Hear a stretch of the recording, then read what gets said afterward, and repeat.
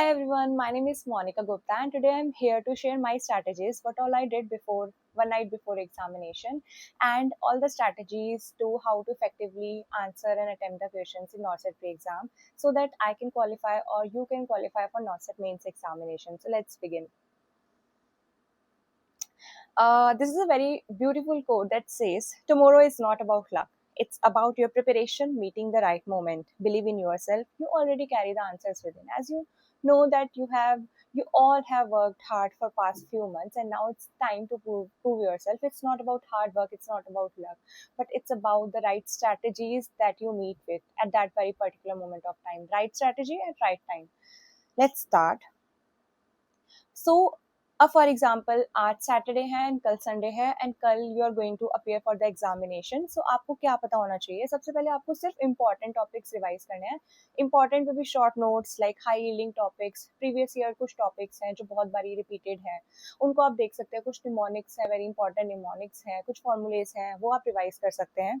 Then keep exam essentials ready. अब exam essentials में क्या आता है, जब नॉर्सेट प्री एग्जामिनेशन होता है या नॉर्सेट मेंस एग्जामिनेशन होता है तो सबसे पहले एडमिट कार्ड तो आपको चाहिए ही होता है. एडमिट कार्ड के बाद आपको एक आइडेंटिटी प्रूफ चाहिए होता है like Aadhaar card, PAN card, driving licence, जो भी आपके पास है, voter ID card, identity proof चाहिए होता है. उसके अलावा फोटोज कैरी कर सकते हैं, वैसे फोटोज का कोई यूज नहीं होता but still carry your photographs. Then आप एसेंशियल्स में आप you can carry your water bottle etcetera रास्ते के लिए, क्योंकि आपको हाइड्रेशन मेंटेन करना है. और ईट light healthy food and stay hydrated. हमेशा खाना लाइट रखना है, बैलेंस डाइट लेनी है, हेल्दी डाइट लेनी है. आई नो स्ट्रेस ईटिंग बहुत ज़्यादा कॉमन है बट मेक श्योर कि आप स्ट्रेस ईटिंग ना करो बिकॉज उससे आप डल होंगे और आप अच्छे से ज़्यादा सोच नहीं पाएंगे. देन मिनिमम 6 to 7 आवर्स की स्लीप लेनी है, क्योंकि मैंने अक्सर देखा है कि मैंने भी जब मेरा एक दिन बाद एग्जाम था तो मैं भी बहुत स्ट्रेस में रहती थी और मैं पूरी पूरी रात नहीं सो पाती थी. स्टिल मैं सोने चली जाती थी बट मेरे को नींद नहीं आती थी. बट फिर भी आपको ट्राई करना है कि आप एटलीस्ट 7 आवर्स की स्लीप लें, क्योंकि अगर आप रात में अच्छे से नहीं सोंगे तो हो सकता है कि आप अच्छे से एग्जाम ना अटेम्प्ट कर सकें. One night before exams don'ts, ये आपको बिल्कुल नहीं करने हैं. सबसे पहले है नो न्यू टॉपिक्स और नो क्रैमिंग.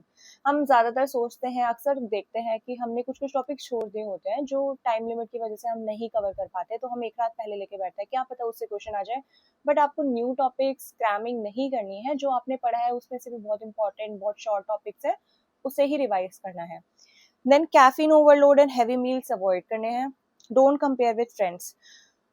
एक रात पहले या 2-3 दिन पहले हम अपने फ्रेंड से मिलते हैं और हम डिस्कस करते हैं, बट ऐसे कंपेयर नहीं करना. अब जब भी डिस्कशन कर रहे हो तो कंफ्यूजिंग डिस्कशंस को अवॉइड करो. फॉर एग्जांपल कुछ ऐसे क्वेश्चंस आ रहे हैं, उससे आपका कॉन्सेप्ट कंफ्यूज और कंफ्यूजन हो रही है, कॉन्सेप्ट खराब हो रहे हैं, तो उन कंफ्यूजन टॉपिक्स को अवॉइड करो और कंपेयर नहीं करो अपने फ्रेंड्स ने. फॉर एग्जाम्पल आपके फ्रेंड बोलते हैं कि उन्होंने इतना कवर कर लिया, उन्होंने तो ये भी कर लिया, वो भी कर लिया. ठीक है, आपने जो जितना भी किया है दैट इज इनफ. और आपकी जो एग्जाम स्ट्रेटेजी है अब इस टाइम पे वो मैटर करेगी, क्योंकि आपने पढ़ाई कर ली है. इस पॉइंट पे आप कुछ भी न्यू टॉपिक्स नहीं रिवाइज कर सकते हैं. Then don't keep scrolling social media late at night. Exam day morning routine पढ़ते हैं. एग्जाम डे मॉर्निंग रूटीन है wake up early, light exercise, breathing. जल्दी उठिए, कोशिश करिए. आप एग्जाम सेंटर पे टाइम पे जाना है तो आप जल्दी थोड़ा सा उठिए, अच्छे से फ्रेशन अप होइए, अच्छे से फ्रेश होइए. देन हेल्दी ब्रेकफास्ट करना है. अक्सर बच्चे जो हैं वो ब्रेकफास्ट को अवॉइड करते हैं, बट आई थिंक आपको एग्जाम से पहले ब्रेकफास्ट अवॉइड नहीं करना चाहिए. लाइट ब्रेकफास्ट रखो, हेल्दी ब्रेकफास्ट रखो. फ्रूट्स कैरी कर सकते हो रास्ते के लिए, पानी कैरी कर सकते हो, क्योंकि एग्जाम के टाइम पे आपको बहुत ज़्यादा ब्रेन स्टॉर्म करना होता है एंड उस टाइम पे हाइपोग्लाइसीमिया होने के चांसेस बहुत होते हैं. So breakfast is must. Then hydration, positive affirmation, ये मैं करती थी जब भी मेरा कोई एग्जाम होता है या जब भी मेरे को ऐसा कुछ भी मैं किसी चीज़ में पार्टिसिपेट कर रही हूँ, कोई भी कंपटीशन है, तो हमेशा मैं एक सेल्फ टॉक ज़रूर करती हूँ. तो आप जब भी घर से निकले तो आप मेक श्योर करना, या आप ये स्ट्रैटेजी को अपना सकते हैं, ट्राई कर सकते हैं एटलीस्ट.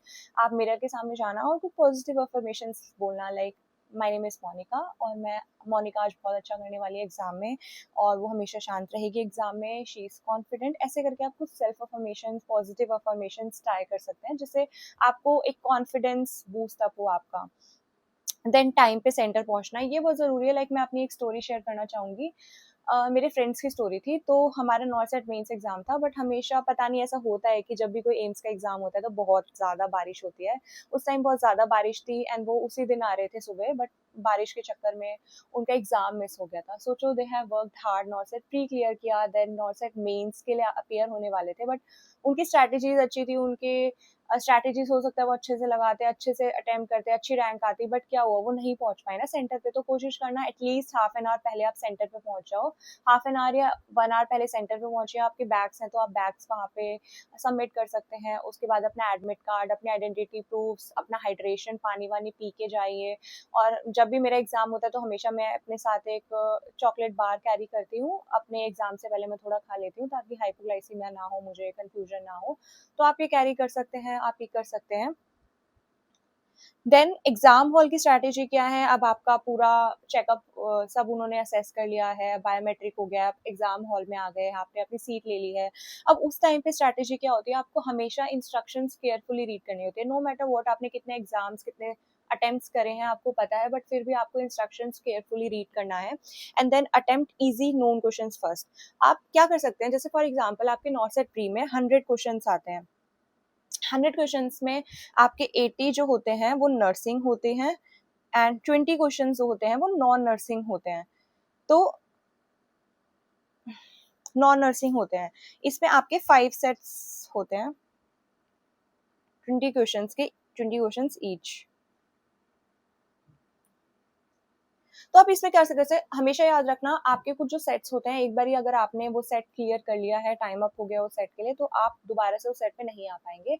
तो आप क्या करना, पहले जो एक सेट, फर्स्ट सेट खुला, उसके बाद आप क्या करना, उस सेट के सारे क्वेश्चंस एक बार ही गो थ्रू करना। गो थ्रू करने के बाद कुछ इजी क्वेश्चंस होंगे जो आपको लगेगा, जो आपको एकदम कॉन्फिडेंट होंगे 100% कि आपको वो आते हैं। तो सबसे पहले आपको इजियर नोन क्वेश्चंस फर्स्ट करने हैं। अगर आपको लग रहा है कि कुछ क्वेश्चंस में आपको कंफ्यूजन है तो आप उसे मार्क कर सकते हैं और आप नेक्स्ट क्वेश्चन पे मूव कर सकते हैं। अब आपको सेकंड रीड थ्रू करना है, उसके बाद आपको देखना है जो भी क्वेश्चंस आपने मार्क करे थे, उन मार्क क्वेश्चंस में अब आपको कुछ और स्ट्रैटेजीज लेनी है। लाइक आप एलिमिनेशन मेथड यूज कर सकते हैं। आपको लगता है कि हाँ 50-50 चांसेस हैं तो आप उसे टिक कर सकते हैं। आपको स्टक नहीं होना है, मार्क करके मूव करना है, बिकॉज प्री में आपके पास टाइम लिमिट कम होती है। एक क्वेश्चन के लिए आपको 1 मिनट भी नहीं मिलता है पूरा। तो आपको टाइम मैनेजमेंट बहुत जरूरी है, टाइम मैनेजमेंट का ध्यान रखना होता है। Time management very important. Then MCQ smart techniques होती है। अगर आपको फॉर एग्जांपल एक क्वेश्चन आया, या तो हो सकता है आप उसके लिए 100% श्योर है, आपको वो क्वेश्चन आता ही आता है, तो आपने अटेम्प्ट किया एंड देन आप आगे बढ़ गए। उसके बाद अब कुछ क्वेश्चन ऐसे हो सकते हैं जिसमें आपको कंफ्यूजन है। अब उसमें आपको एलिमिनेशन मेथड लगाना है। लाइक हमेशा कुछ क्वेश्चन में कोई पार्ट ऐसा ऐसा होता है जिसमें आपने कभी सुना हो, कभी आपने किसी फ्रेंड के मुंह से सुना हो या कभी उसके बारे में पढ़ा हो, तो आपको एलिमिनेशन मेथड यूज करना है। 4 में से कुछ कुछ कुछ ऑप्शंस ऐसे होंगे जो बिल्कुल भी रिलेटेड नहीं होंगे, तो वो आप एलिमिनेट कर सकते हो। और कुछ 1-2 क्वेश्चन में अगर आपको 2 ऑप्शंस में डाउट है, अगर 50-50 है, तो हमेशा आप अपने फर्स्ट इंस्टिंक्ट के साथ जाना। क्योंकि हमेशा ऐसा होता है कि आपने फर्स्ट इंस्टिंक्ट, आपको फॉर एग्जांपल वो प्लेसेंटा प्रीविया का क्वेश्चन था, आपका फर्स्ट इंस्टिंक्ट कह रहा था वो प्लेसेंटा प्रीविया है, बट नेक्स्ट आप बहुत बारी सोचते हो तो हो सकता है आप एब्रप्शो प्लेसेंटा टिक करके आ जाओ। तो हमेशा जब भी एलिमिनेट कर रहे होते हो किसी भी 2 क्वेश्चंस पे, 2 ऑप्शंस पे कंफ्यूज हो रहे होते हो, तो हमेशा आपके फर्स्ट इंस्टिंक्ट के साथ जाना है। और अधिकतर मोर देन 50% प्रोबेबिलिटी अच्छी होती है कि वो हमेशा सही होता है। देन हमेशा एक्सेप्ट ऑलवेज नेवर के क्वेश्चंस पे फोकस करना है। कभी कभी आपने पूरा क्वेश्चन पढ़ लिया बट आपने एक्सेप्ट पार्ट नहीं पढ़ा, एक्सेप्ट नहीं पढ़ा तो आपका वो पूरा क्वेश्चन गलत हो सकता है। देन सेफ जोन क्या है? अब हमारी कुछ कुछ परसेंटाइल्स कट ऑफ जाती हैं, लाइक जनरल कैटेगरी या ईडब्ल्यूएस, ओबीसी, एससी, एसटी, पीडब्ल्यूबीडी। अब ये परसेंटाइल्स हैं, like 50 for general EWS, 45 for OBC, 40, then 5% relaxation मिलता है पीडब्ल्यूबीडी को। अब इसमें आपको जनरल ईडब्ल्यूएस में 90 टू 95%, 85 टू 90, और इसमें 80% प्लस लेनी होती है। This is percentile and this is percentage, 100 marks में से, 100% में से।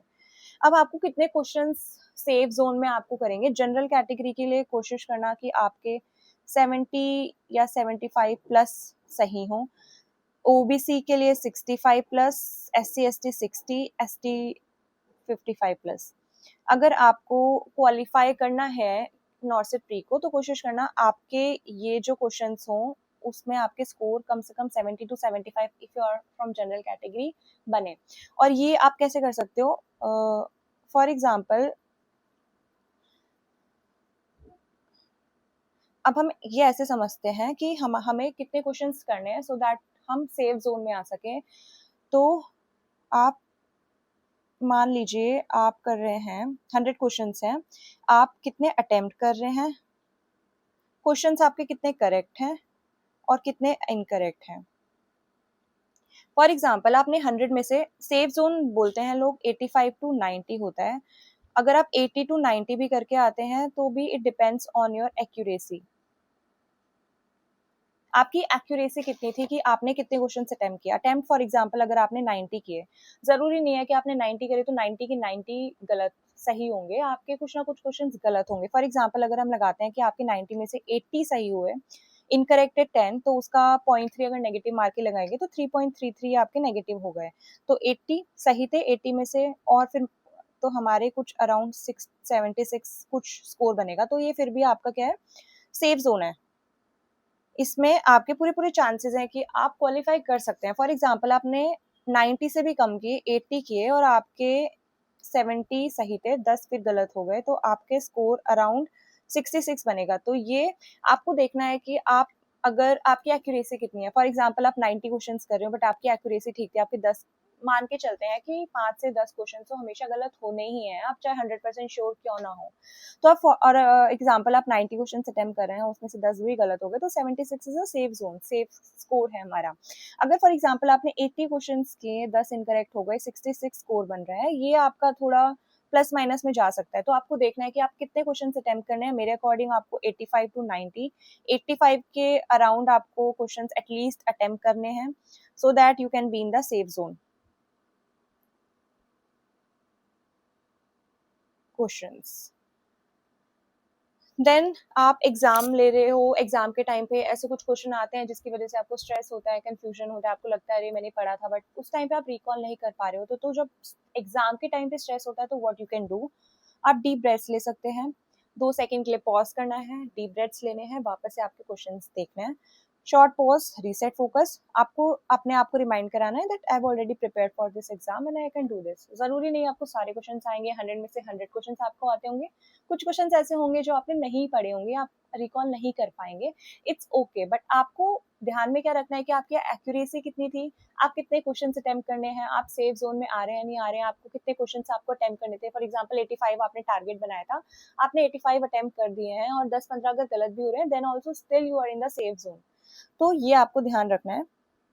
एंड एट लास्ट, अभी मैं आपको इस वीडियो में अपनी नॉर्सेट प्री की स्कोर कार्ड अपनी शेयर करूंगी कि मैंने कितने क्वेश्चन अटेम्प्ट किए थे, कितने इनकरेक्ट थे एंड कितना मेरा परसेंटाइल बना था। तो वो सब मैं भी शेयर करूंगी आपके साथ so that you can have an idea कि कितने क्वेश्चन आप अटेम्प्ट कर सकते हो। फ्रॉम जनरल कैटेगरी उसके अकॉर्डिंग आप देख लेना। And at last I would like to add a code, like the first thing you need to achieve everything is a calm mind. सो ये सब आपके दिमाग में है। If you are calm, if you are not anxious, if you are not confuse, if you are not stress, आप अच्छे से क्वेश्चन ज्यादा बेहतर तरीके से अटेम्प्ट कर पाएंगे। इंस्टेड ऑफ आप अगर एंशियस रहेंगे और अनकाम माइंड के साथ अगर आप क्वेश्चन पेपर अटेम्प्ट करेंगे, तो मेक श्योर कि आप पूरे एग्जाम के टाइम पे, इवन 1 नाइट बिफोर एग्जाम, काम रहिए। आप हमेशा खुद को याद दिलाते रहिए, पॉजिटिव अफर्मेशंस रखिए that Monika you can do this, you have got this, और आपने हार्ड वर्क किया है and you can do this.